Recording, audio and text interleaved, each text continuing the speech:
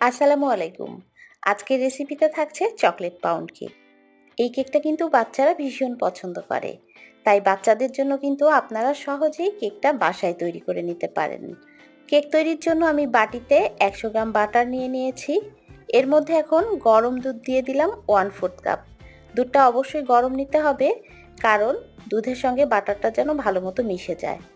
দুধ আর বাটার ভালো মতো মেশানো হয়ে গেছে। এখন এই বাটিটা আমি পাশে রেখে দিচ্ছি।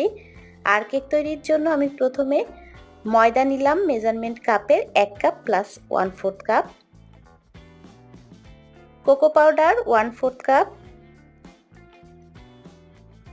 কর্নফ্লাওয়ার 1 টেবিল চামচ, বেকিং পাউডার 1 চা চামচ, বেকিং সোডা 1/2 চা চামচ, লবণ 1 চা চামচের 4 ভাগের 1 ভাগ। এখন এই শুকনো উপকরণগুলো ভালো মতো চেলে নিতে হবে। শুকনো উপকরণগুলো চেলে নেওয়ার পর এখন এগুলো ভালো মতো মিশিয়ে নিতে হবে।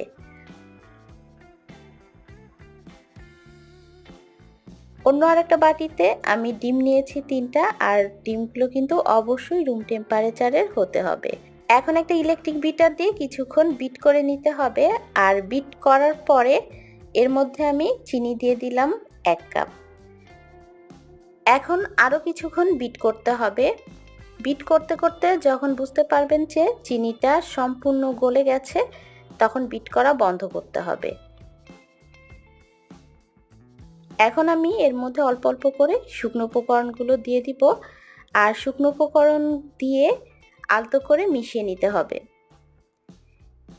এভাবেই আমি 3-4 বারে শুকনো উপকরণগুলো এই ডিমের সঙ্গে ভালো মতো মিশিয়ে নিলাম। শুকনো উপকরণ সম্পূর্ণই মেশানো হয়ে গেছে। এখন এর মধ্যে ভ্যানিলা এসেন্স দিলাম 1 চা চামচ, আর আগে থেকেই সেই দুধ আর বাটারটা আমি এর মধ্যে ঢেলে দিলাম।